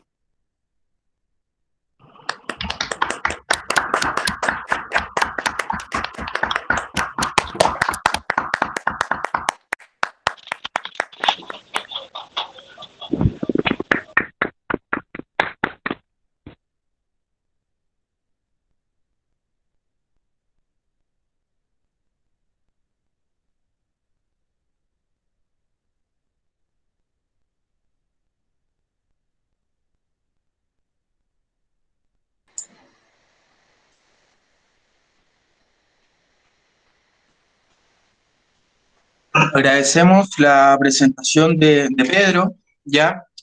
Y vamos a dar inicio a la ronda de preguntas. ¿Ya? Manuel Darío Rodríguez nos pregunta, eh, ¿cómo se relaciona la teoría del panoptismo con la escuela o las cárceles? Esto en referencia a la ponencia de Alejandro Romero.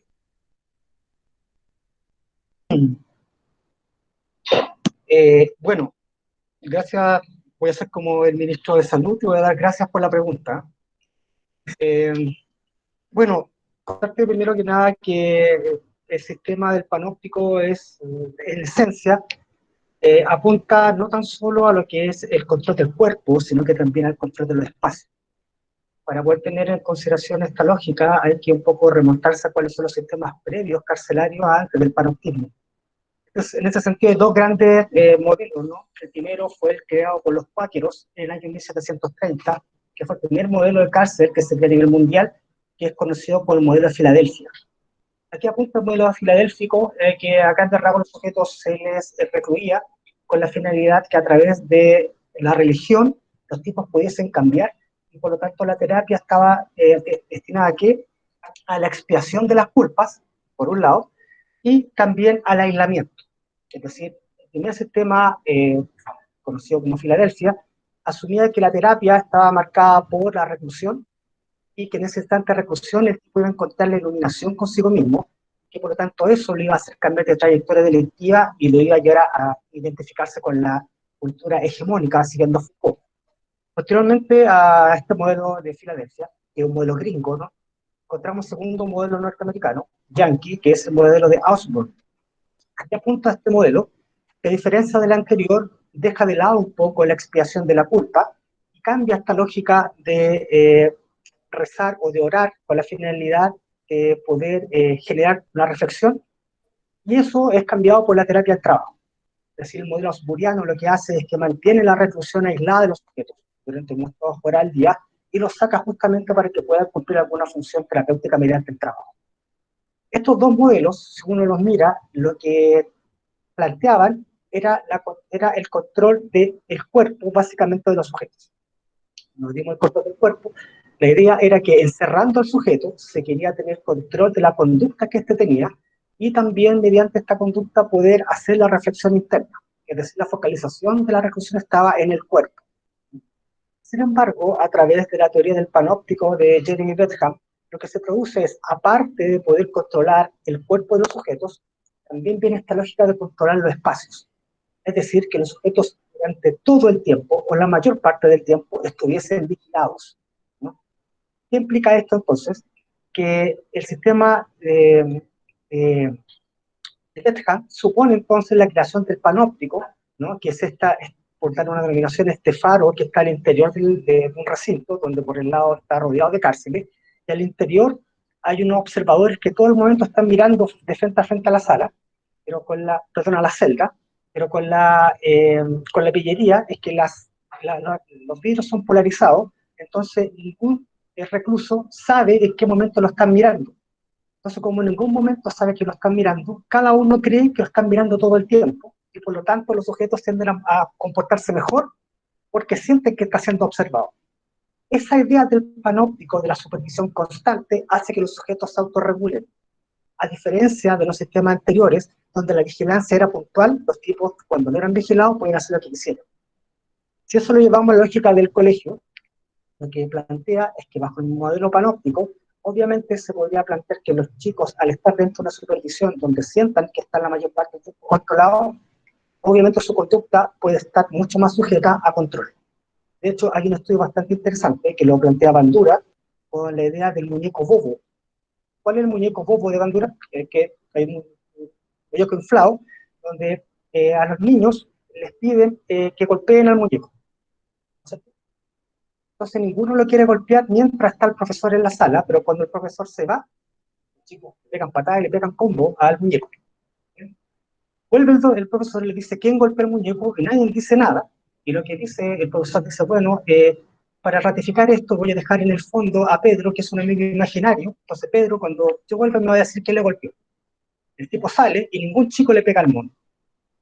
Ese concepto es el que trata de instalar el panóptico, es decir, que los sujetos se autorregulen mediante la internalización de la conducta y no estar esperando que otro te controle a partir de la idea de que siempre está siendo vigilado. Por lo tanto, cuando hablamos del tema del panóptico, y por eso Michel Foucault lo plantea justamente como el elemento central de la sociedad disciplinaria, es que en todo momento estamos siendo vigilados, ¿no?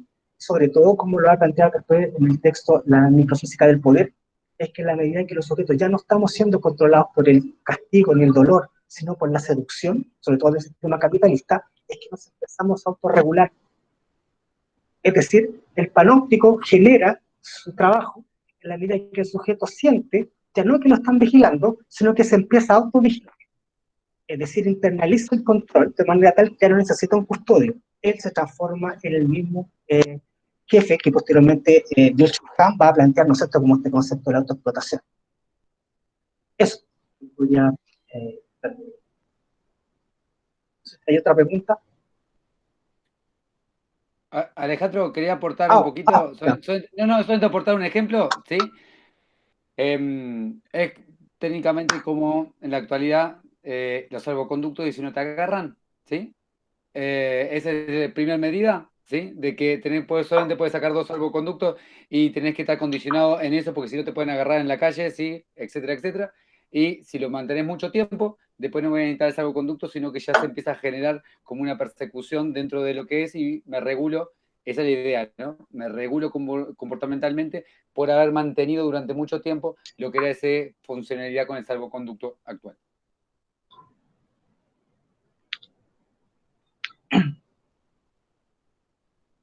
¿Hay otra pregunta? Sí, hay una segunda pregunta. La hace Cristóbal Stocker y él dice, Foucault en Arqueología del Saber propone las condiciones de posibilidad o prácticas sociales que determinan un discurso. ¿Qué condiciones de posibilidad encontramos en la condición biopolítica del encierro? Bueno, cuando hablamos de las condiciones de posibilidad, lo que plantea a grande rasgos Foucault es, por lo menos esta interpretación que yo le doy, tiene que ver con esta lógica de que siempre es posible caer en esta discusión de hasta qué punto la verdad instituida puede ser puesta en telejuicio. Por lo tanto, esta lógica de las posibilidades tiene que ver con la medida de generar cuestionamiento para poder poner en tela de juicio lo que estamos viviendo y por lo tanto abrir nuevas lecturas al otro. Un poco lo que posteriormente Foucault va a desarrollar en su tercera etapa, ¿no? Porque esta pregunta de la arqueología del saber responde justamente al segundo momento de Foucault, que es donde centra su análisis en la lógica de que prácticamente estamos atrapados dentro de esta generación de discursos que nos llevan a comportarnos de una manera, ¿no? Por lo tanto, bajo esta lógica, las posibilidades que se abren de ser, las posibilidades que plantea Foucault, tienen que ver con eso, con la manera de que la arqueología, por lo tanto, se transforma en un instrumento a la medida que uno va indagando justamente estos discursos y se va dando cuenta de que en la medida que uno adquiere un discurso, obviamente deja de ser de otra manera. Por lo tanto, las posibilidades del ser apuntan en la medida de que cuando yo escojo un discurso o me adhiero a un discurso, automáticamente dejo de lado otras posibilidades y por lo tanto no tan solo la posibilidad, sino que dejo la forma de ser dentro de esa posibilidad. Por lo tanto, lo mismo sucede con el encierro. Cuando yo adquiero una postura sea como sea vivir la reclusión, eso implica que esa manera de vivir la reclusión implica, obviamente, caer dentro de un discurso, aceptar ese discurso y, por lo tanto, negar otros discursos y no comportarme en relación de otra forma. En caso puntual lo voy a poner así como de manera mucho más ejemplificada. Cuando uno entra a la cárcel, uno puede decir, yo voy a escribir de dos formas. Un discurso que tiene que ver con el hecho de manifestar conductas de colonización. Es una que cuando yo llego chequeando dedos, mandando gente un poco para plantearme como un choro y poder ser respetado, ¿no es cierto? Y caer en un lugar de prominencia. Si llego con un discurso que en alguna medida me va a plantear como alguien prominente dentro de la subcultura delictiva, y por lo tanto como alguien que tiene reconocimiento y trayectoria a efecto de no ser abusado.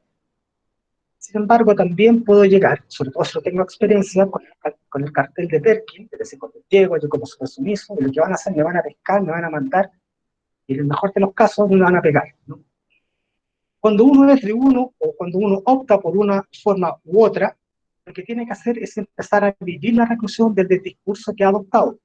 Yo no puedo mezclar discursos, no puedo comportarme un día como chorro y el otro día ser Perkin, ¿no? Es contradicción. Por lo tanto, el tema de las posibilidades dentro de la arqueología tiene que ver con lo mismo. Cuando uno adquiere un discurso, ¿no? Adquirir el discurso no es tan solo proferirlo, sino que en alguna medida es identificarse con él y vivir el discurso. Por eso, Michel Foucault dice que un discurso no tan solo tiene que ver con el tema de cómo se entiende, sino que al elegir un discurso, uno elimina otros discursos que probablemente le hubiesen dado otra posibilidad de comportarse de manera distinta.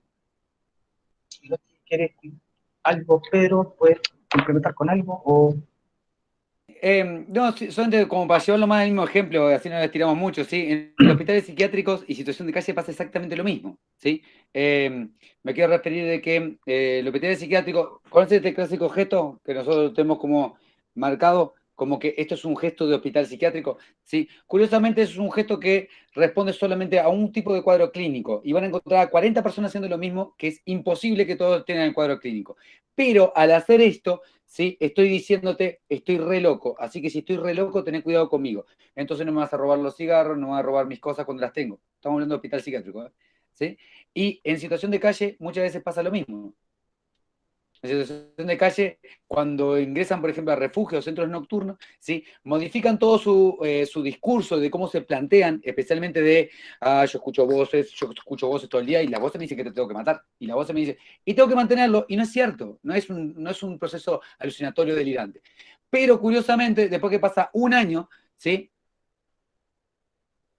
Hay veces de que empezamos con consumo este discurso, la persona muchas veces se lo cree, ¿sí? Y termina diciendo que escucha voces cuando de verdad, ¿sí? Empieza a dudar y terapéuticamente tenemos que descomponerlo, que arrancó siendo un discurso para defenderse y producto a sostenerlo durante mucho tiempo en situación de calle, más mezcla con alcohol y algún otro tipo de drogas, ¿sí? La persona se terminó creyendo y te habla como loco. Como loco dentro de esta concepción, ¿eh? No es que estoy a favor del término loco, estoy diciendo lo que me dice literalmente. Me dice, yo estoy loco. ¿Sí? Es más, uno deconstruye la locura, como le hemos traído, cómo se va deconstruyendo el término locura, ¿eh? Y ahí paso a paso se puede terapéuticamente hablarlo. Pero se tragó su discurso y lo maneja. ¿Sí? Y en la situación, por ejemplo, de comportamiento adictivo, ¿sí? Es increíble como yo le llamo el proceso de Gollum. No sé cuántos de ustedes vieron el Señor de los Anillos, ¿sí? Pero yo le llamo el proceso de Gollum, porque aparte lo hacemos en terapias grupales, ¿sí? ¿Cómo arranco diciendo la sustancia es mi enemiga? La sustancia fue la que me mató, ¿sí? La sustancia me cagó la vida, la sustancia me atrae el demonio, la sustancia está en mi vida, la sustancia se me pasa en mi pesadilla, la sustancia tengo ganas de comer, tengo que consumir, quiero consumir. Y empiezan con un comportamiento tipo Gollum, ¿sí? Y curiosamente es porque ellos mismos se van con el discurso alimentando, alimentando. Imaginen cuando llegan a la terapia y dicen, profe, soñé con consumo. Bueno, sí, es normal, tenés comportamiento adictivo. No, pero soñé con consumo. Sí, tranquilo, va a ser normal en toda tu vida. El chiste es que tu discurso tiene que ser, es normal que mi cerebro haga esto, producto a que tenga un comportamiento adictivo. Conclusión, no lo elabores, no le des chance al discurso, ¿sí? Para así se va reduciendo y paso a paso se va a ir simplificando ese deseo de consumo. Gracias. Hay otra pregunta más. Para el profesor Pedro está dirigida esta. Es de Manuel Rodríguez Correa y dice, Foucault habla sobre el discurso, pero en ese discurso, si se mostraran más acciones y hechos, ¿qué cambiaría? Bien. De verdad es al revés. ¿Se acuerdan que le dije de que todo es interpretación? Según esta perspectiva, no importa la cantidad de hechos. Nunca importó la cantidad de hechos. ¿Sí? Lo que importa es cómo yo interpreto lo que está pasando. Es más, muchas acciones o pocas acciones es una postura de interpretación. ¿Sí? Nunca nos olvidemos de que en psicología el no hacer nada es hacer. ¿Sí? Y nunca podemos acceder al no hacer nada como lo tenemos nosotros. Si Heidegger diría que la angustia, la nada. ¿Cómo se llega a la nada? Es imposible llegar a la nada. ¿Sí? ¿Por qué? Porque si llegamos ya no es nada. ¿Sí? Y continuamente vamos a estar discutiendo. Entonces, nuestra interpretación no importa la cantidad de hechos en el discurso, porque el discurso es una acción. Porque el discurso es la forma que ejerzo el poder. Entonces, nuestras acciones, ¿sí? Son un discurso. No solamente, el discurso no es solamente la palabra. El discurso es cada... bueno, miren, se lo hacemos más fácil. El discurso, vamos más con Sartre que la compañía de él, ¿sí? El discurso es lo que define entre es, no es y hago, ¿sí? La definición de existencia, del existencialismo sartriano, ¿sí? Entonces, nunca importa la cantidad de acciones, porque todo es interpretación. Y miren, se lo voy a llevar un poquito cortito hacia el lado de la psicopatología. Cuando uno trabaja con personas que tienen alucinaciones, ¿sí? Y esas alucinaciones están conjuntas con el delirio. Muchas veces en los trabajos que tenemos que hacer focales, ¿sí? En un comienzo, por ejemplo, en un brote psicótico o algo así, uno tiene que poder leer cómo es el tema del discurso de esa persona y de las acciones como la interpreta para meterse en ese mundo y desde ese mundo generar lo que es la duda de la creencia para poder bajarlo a lo que es nuestra realidad que estamos aceptada, ¿sí? Pero por eso no nos podemos basar en las acciones, tenemos que basarnos en lo que la persona interpreta de ese mundo, porque la alucinación es una acción también, ¿sí? Entonces, nunca importó la cantidad de acciones, lo que siempre importa es la interpretación, ¿sí? Y el más o menos es totalmente circunstancial a mis parámetros. No sé si la contesté.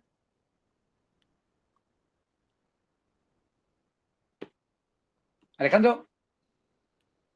Sí, o sea, yo creo, No, si querés aportar Ah, algo, ya. no, pero Ah. No, está bien lo que, más allá de lo que tú planteaste, no, creo que está bien. A lo mejor se queda alguna otra pregunta para darle como más profesión, a lo mejor en relación a esos temas. Sí, queda una última pregunta. Ujú.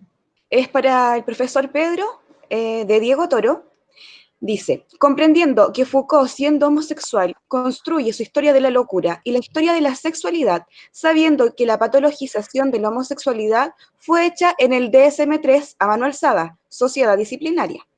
¿Cómo se podría interpretar desde la visión Foucaultiana lo que es la valorización de lo homosexual, entendiendo que nuestra sociedad interpreta al sujeto como objeto de consumo? bien. Dentro de esa pregunta te voy a llevarlo con una anécdota de Foucault. Foucault le encantaba Estados Unidos. ¿Saben por qué? Porque era fanático de San Francisco. Porque en esa época decía, es el único lugar donde me siento yo. ¿Sí? Bueno, lo decía en francés, ¿no? Pero me entendieron. ¿Sí? El tema es que él se sentía que era él. Tanto se sentía que era él que Foucault tenía el tema de que, porque esto va a contestar la pregunta, ¿sí? No solamente tenía un tema, o sea, obviamente que había un tema con la homosexualidad, pero producto de la época, no producto a él, ¿sí? Sino que aparte había un disfrute por el sadomasoquismo que tenía Foucault en su maletín muy famoso, ¿sí? Se los dejo ahí picando como para el que quiera leer un poquito más de Foucault. Y cuando iba a San Francisco, muchas veces iba con colegas, estudiantes, ¿sí? Otra gente que obviamente iban con personas que también querían disfrutar de esa vivencia de homosexualidad, seas homosexual o no, digo, esa vivencia de el sentirte uno sin tener que esconderlo, ¿sí? Cuando iba para la otra parte del sadomasoquismo, ¿sí? Ahí Foucault lo frenaba y le decía, no, acá entro yo, ¿sí? ¿Por qué? Porque marcaba el límite, ¿sí? De una cosa es la exploración, ¿sí? Y otra cosa es mi placer. Entonces, para contestarte la pregunta, ¿sí? Te diría que desde Foucault, ¿sí? La problematización de cualquier patología, ¿sí? Es la institución que quiere dominarla. El DSM, cualquiera que sea, y en esa época existía Henry VIII, que era el manual de psiquiatría, pero psicoanalítico, ¿sí? Siempre buscaron la homosexualidad poder hacer la enfermedad, porque era útil. Y esto no significa que el bien y el mal. Ahí metemos a Nietzsche ahí en medio. El chiste es que era útil que la homosexualidad fuese una enfermedad y algo negativo, ¿sí? A partir de la base de que anterior a eso, Foucault hace todo un trabajo sobre el psicoanálisis y dice, claro que se puede hablar de Freud y todos sus trabajos que hizo en base a la sexualidad, si en esa época ataban a los niños cuando tenían 1 año para que no se tocaran los genitales. Vean todos los traumas que generaron. Conclusión, si ven todos los traumas que generaron a los niños y a las mujeres y a los hombres, que por más que lo quisieron esconder, histeria no solamente para la mujer, vean todo lo que nos están haciendo a nosotros. Y como no puedo ser yo, entonces, con el discurso, te digo, con el discurso lo que te digo es, tu dominio no es más que un ejercicio que quiere limitar a las masas. Y por ahora voy a dejar de ser masa. Es más, en ese último periodo, que era la tercera época de Foucault, cuando él contrajo VIH, ¿sí? Y empezó todo el proceso de SIDA, que aparte le dijeron, Foucault, en una entrevista, vos seguramente no vas a tener problemas con todo esto de que es todo mentira, lo del VIH es mentira. Dice, mira, no es mentira porque aparte lo tengo yo, ¿sí? Y una de las cosas más complicadas en mi vida es que en este periodo sé de que mi enfermedad me va a llevar a la muerte y todavía no pude definir todo lo que quise escribir y para colmo, que es peor, nunca pude tachar todo lo que no quise escribir. Y curiosamente Foucault pidió de que muchas obras de él no se publicaran porque él ya no creía en eso, ¿sí? Y como buena sociedad que somos y somos hermosos en eso, ¿sí? 20 años después ya lo publicamos y existen unos cuantos libros que siguen saliendo post-moon de Michel Foucault que eran archivos cerrados, ¿sí? Que él no quería que se publicaran y se publicaron. Entonces, para sintetizar, ¿sí? El problema no es que me condiciones con la enfermedad. El problema es que muchas veces no me dejas callar lo que no quiero decir. Sí, para completar y finalizar, respecto al tema de la homosexualidad, mal podríamos plantear que Michel Foucault escribe la historia de la sexualidad para poder justificar su homosexualidad, digamos. Bajo ningún precepto se podría plantear de que lo que hace Foucault es una alegoría o o una excusa histórica para poder plantear su condición. En la historia de la sexualidad, lo que hace Foucault, siguiendo esta lógica del discurso, plantea dos elementos que son bastante importantes. Él dice que hay que hacer una diferenciación en la sexualidad como la vive Oriente de cómo la vive Occidente. Foucault dice que mientras la sexualidad en el Oriente es un arte, tenemos los textos del Vajrayana, ¿no? Que el Kama Sutra, donde a los tipos les enseñan a disfrutar del sexo, es decir, el sexo es creación, el sexo es arte. En Occidente, la sexualidad se transforma en ciencia. Es decir, ciencia, que cuando hablamos de sexualidad hablamos de aparato reproductor, hablamos de sistema reproductivo, hablamos de genitales, pero no hablamos de sexualidad. Entendemos la sexualidad desde el punto de vista científico. Es esa forma de entender la sexualidad la que lleva a poner en tela de juicio muchas conductas que en otros lados del mundo no son cuestionadas. Por ejemplo, en la India existen cinco tipos de sexo, el Vajrayana, ¿no? Perdón, los hifras, que son un tercer sexo y nadie lo cuestiona. Entonces entiende que la sexualidad es mucho más abierta. En cambio, la sexualidad, ser planteada desde un punto de vista más científico, tiende justamente a buscar respuestas causales. Justamente eso es lo que lleva, dice Michel Foucault, unido por un lado a que el psicoanálisis trataba de justificarse como ciencia, es decir, lo que quería Freud es que sus postulados como regla natural pudiesen explicar cualquier conducta en cualquier tiempo y espacio. Entonces, obviamente que el complejo de Edipo y Electra tenían que justificarse de alguna manera y por lo tanto la homosexualidad no cabía en ese esquema. Y lo otro también es que a partir de la imposición de la lógica moral del catolicismo, eso viene a rebasar el vaso para poder plantear justamente a la conducta homosexual como una aberración. De ahí, ¿no es cierto?, que dice Michel Foucault, no lo dice él, pero lo podemos plantear dentro del análisis, la única forma de poder entender estas conductas, que él habla de conductas de los márgenes, ¿no? Es decir, que no están dentro de la normalidad, la única forma de poder entenderla es patologizándola. ¿Por qué? Porque yo no puedo ponerme, mejor dicho, no podía hablar de tú a tú con un homosexual, porque al momento en que me ponía a hablar de tú a tú con un homosexual, le estaba dando pie a que su conducta fuera normal. En cambio, si el homosexual lo patologizaba, indistintamente de que él pudiese tener un muy buen argumento, estaba loco, estaba mal. Si ya esa postura de patologizar lo anula como sujeto y genera toda posibilidad de llegar a un nuevo reposicionamiento. Se acaba el discurso. Es como decir, sí, lo que tú dices es interesante, pero no es válido. ¿Qué punto? Se acaba. Eso es lo que dice Foucault.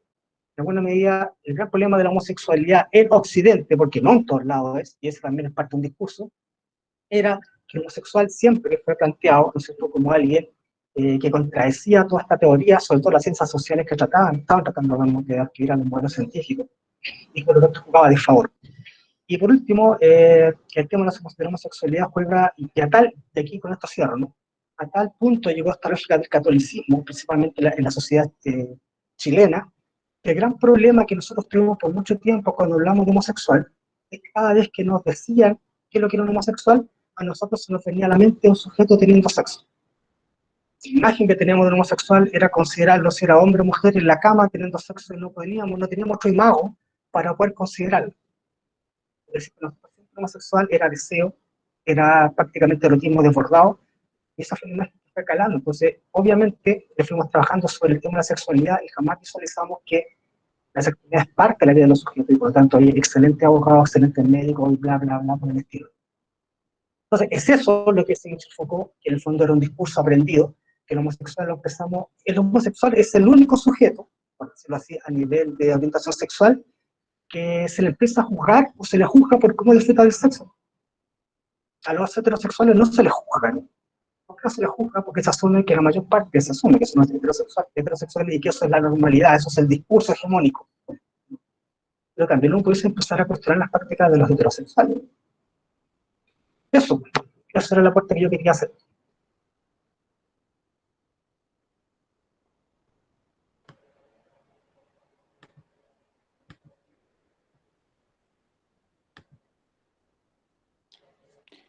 Vamos por eso. Bueno, sí, estamos teniendo problema de conexión con los compañeras y los compañeros también. Sí, creo que como que vamos cerrando también por la hora, porque hay otros compañeros que van a continuar en otra asignatura. ¿Sí? Obviamente agradecerles a todo el mundo por estar conectados y por estar, no solamente por dedicar el tiempo o el apoyo, sino por interesarse, ¿sí?, en continuar construyendo conocimiento, ¿sí?, como lo estamos tratando de hacer en la universidad, todo el grupo de colegas, de docentes, ¿sí? y ojalá esto se siga como una llama prendiendo entre más gente para que más gente se alimente a las ganas y la intención de que el espacio existe, que se puede construir tecnología, sino que sea un aporte. No sé, Alejandro, si querés darle un cierre a No, la temática del que lo den grupo, los chicos. todo. No, que lo den los chicos. Yesenia, que pueda cerrar. ¿Se conectó? Sí. Ah. Bueno, nada más que agradecer a estas ponencias, yo creo que para todos son muy interesantes, así que los agradecimientos cordiales a la presencia, a la participación de cada uno en este coloquio, así como también a todas sus preguntas y sus comentarios en la actividad realizada. Esperamos encontrarnos en otra instancia. Muy buenas tardes a todos, esto es Foucault, es pregunta, no es respuesta. Gracias.